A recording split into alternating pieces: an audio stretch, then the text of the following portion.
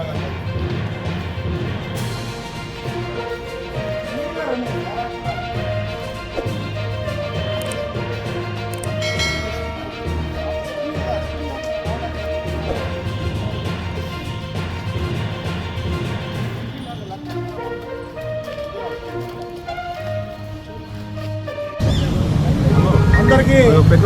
నమస్కారం అండి. ఈ నెల 5వ తారీఖున విజయసాయి రెడ్డి ప్రెస్ మీట్ పెట్టి నారా చంద్రబాబు నాయుడు గారికి అంటగట్టడమే కాకుండా ఆయన్ని ఇంకొక 5 నెలల్లో 75 సంవత్సరాలు వస్తాయి, ఆయన చావకుండా బతుకుంటే లోపడేస్తానని ఒక సాక్షాత్తు ఒక రాష్ట్ర ముఖ్యమంత్రిని ఒక బెదిరించి బ్లాక్మెయిలింగ్ చేసే పద్ధతులు ఆ మాటలు. అంటే 4.5 ఏళ్ళలో మా గవర్నమెంట్ వస్తుంది, అప్పటి వరకు చంద్రబాబు నాయుడు గారు ఉంటాడా ఉన్నాడంటే మన వద్దు ఉండకపోతున్నా ఆ మాట. పొలాలు ఉంటే 4.5 ఏళ్ళలో మేము లోపడేస్తాం అని బెదిరించి భయపెట్టే బ్లాక్మెయిలింగ్ చేసే పద్ధతిలో 2 మాటలు అన్నాడు. ఉదాహరణకి కేవీ రావు అనే వ్యక్తి రాష్ట్ర ప్రజల్లో చాలామంది తెలుసు. ఆయన కోర్టుని జగన్మోహన్ రెడ్డి రాస్తున్నాడన్న సంగతి ఈ రాష్ట్రంలో చిన్న పిల్లలకి చెప్పారు. అది 490 కోట్ల చిల్లరకి అది తీసుకుంటే ఏడాదికి 490 కోట్లు అతనికి లాభం ఇచ్చారు. అంటే మీరు అర్థం చేసుకోండి, ఇక్కడ ఒక సంవత్సరం ఆదాయం వచ్చే ఆస్తిని ఎవరైనా అమ్ముతారా? అమ్మరు. ఆయనకు అమ్మాల్సిన అవసరం లేదు. సరే, అది ఆయన తీసుకున్నారు. నేను ఎంతగానో ఎక్కువ మాట్లాడాలి. అయితే ఈ కూటమి ప్రభుత్వం వచ్చిన తర్వాత చంద్రబాబు నాయుడు గారు కానివ్వండి, రాష్ట్ర మంత్రులు కానివ్వండి, లేదా పోలీస్ కమిషనర్లు కానివ్వండి, డీజీపీ గారు కానివ్వండి, కలెక్టర్ గారు కానివ్వండి, అనేక ఫిర్యాదులు ఈ 2019 నుంచి 2024 వరకు ప్రజలకి చేసినటువంటి ఏవైతే ఉన్నాయో, ఏ హానీలు అయితే చేశారో అవన్నీ కూడా రాష్ట్ర ప్రజలు గత 6 నెలలుగా ఫిర్యాదుల రూపంలో ఆఫీసర్లకు కానీ, మంత్రులకు కానీ, ముఖ్యమంత్రులకు కానీ, డిప్యూటీ సీఎం గారికి కానీ వీళ్ళందరూ కూడా ఇస్తున్నారు. దానిలో భాగంగా కేవీ రావు గారు కేసు పెట్టారు. ఆ కేసుని కులానికి అంటగడుతూ ఇక్కడ ఉన్న ప్రతి ఒక్కరూ కూడా బీసీలు, దళితులు, ఎస్సీలు, ఎస్టీలు, ఆఖరికి 2 సామాజిక వర్గాలకు చెందినటువంటి వ్యక్తులు, మైనార్టీలు చెందినటువంటి వ్యక్తులు అందరూ అన్ని కులాలు ఉన్నారు. ఇక్కడ అన్ని కులాలు చంద్రబాబు నాయుడు గారికి, పవన్ కళ్యాణ్ గారికి కూటమి మద్దతు ఇస్తేనే ఒక్కొక్కరు 60,000, 70,000, లక్షలు, 5 లక్షలు ఎంపీలు గెలిచారు. కానీ అలాంటి నాయకుడికి కులాన్ని అంటకట్టడం అనేది చాలా తప్పు.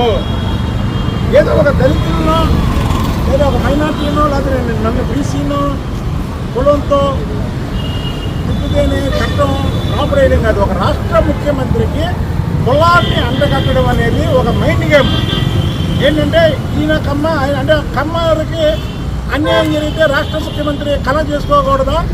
అంటే ఇతను కమ్మ, ఇతనికి ఎక్కడైతే చంద్రబాబు నాయుడు గారు యాక్షన్లోకి దిగుతాడో, యాక్షన్లోకి దిగి ఉన్న ఎవరైతే వీళ్ళ ఫ్యామిలీని చంపుతారని బెదిరించారో వాళ్ళందరూ లోపడేస్తాడు జగన్మోహన్ రెడ్డితో సహా అని ముందే దీనికి ఒక మైండ్ గేమ్ ఆడుతూ కులాన్ని ఉండకట్టడమే కాకుండా చంద్రబాబు నాయుడు గారిని ఒక వార్పు ఇచ్చే పద్ధతిలో మాట్లాడారు చేశారు. ఇప్పుడు చంద్రబాబు నాయుడు గారు ముఖ్యమంత్రిగా ఉన్నప్పుడు తిరుపతి వెంకటేశ్వర స్వామి పింక్ డైమండ్ చంద్రబాబు నాయుడు గారి ఇంట్లో ఉందని ఇలాగా అతను ఇష్టం వచ్చినట్టు నోటుకు వచ్చినట్టు మాట్లాడటమే కాకుండా మీకు తెలుసు, మీ అందరికీ రాష్ట్ర ప్రజలకి ఎక్కడో ఇష్టం వచ్చినట్టు చంద్రబాబు గారి గురించి మాట్లాడారు.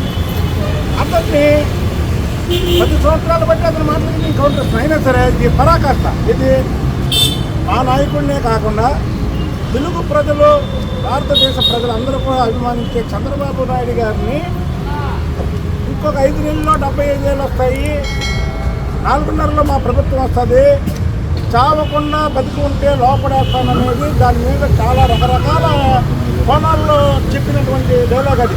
అంటే ఆఖరికి మేము చెప్పుతామని ఒక వార్నింగ్ రూపంలో ఇచ్చింది కూడా అందులో మనం తెలుసుకోవచ్చు. కాబట్టి ఇలాంటి వ్యక్తులు ఇలాగ మాట్లాడితే ఊరుకోకూడదు. ఇప్పుడు నేను మాట్లాడుతున్నా విజయసాయి రెడ్డిని చంపేస్తానన్నానా అంటే నేను కేసు అది విజయరెడ్డి చచ్చిపోతాడని చెప్పానా? అనలేదు కదా. నువ్వు రాష్ట్ర ముఖ్యమంత్రిని ఎందుకు అన్నావు ఆ మాట? కాబట్టి ఈరోజు పోలీస్ కమిషనర్ గారికి లిఖితపూర్వకంగా కంప్లైంట్ ఇచ్చాం. ఈ 2 పదాలు విజయసాయి రెడ్డి ఒక భయప్రాంతం చేయడానికి మాట్లాడినటువంటి మాటలు, దీని మీద మీరు ఏ సెక్షన్లు అయితే వర్తిస్తాయో దీనికి వాళ్ళకి తెలుసు వాటికి పోలీసు వారికి ఏ సెక్షన్లు అయితే వర్తిస్తాయో ఆ సెక్షన్లు కట్టి విజయసాయి రెడ్డిని ఈ కేసులో తప్పకుండా లోపడేయాలి. అతనేగా చెప్పాడు 21 కేసులు నా మీద ఉన్నాయి. మళ్ళీ అందులో నేను ఫారెన్ వెళ్ళడానికి ఏదో గోల్డ్ మెడల్ లాగా ఎవడని చెప్తానంటే బుద్ధున్నవాడు. విజయసాయి రెడ్డికి బరువు ఉందంటే బరువు నష్టం దావా వేయడానికి ఇప్పుడే నా మీద నేను లిఖితపూర్వకంగా రాసించాను. ఈ కేసు కట్టాను.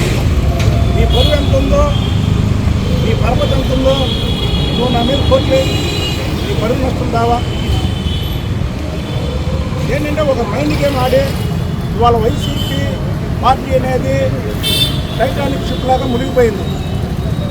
దాన్ని ఎంత లేపేమన్నా ఇలా వాళ్ళ కాట్లా లేపడానికి.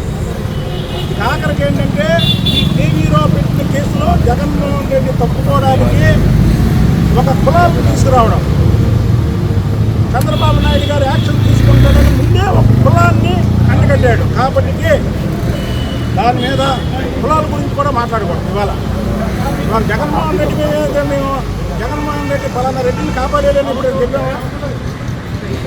అంటే కమ్మ కులానికి చెందినటువంటి వ్యక్తుల ఆస్తులు మీరు రాకుంటే ఈ ప్రభుత్వంలో ముందుకు వచ్చి వాళ్ళు కేసులు పెడితే ఆ కేసుల మీద ప్రభుత్వం ఏ చర్య తీసుకోకూడదా?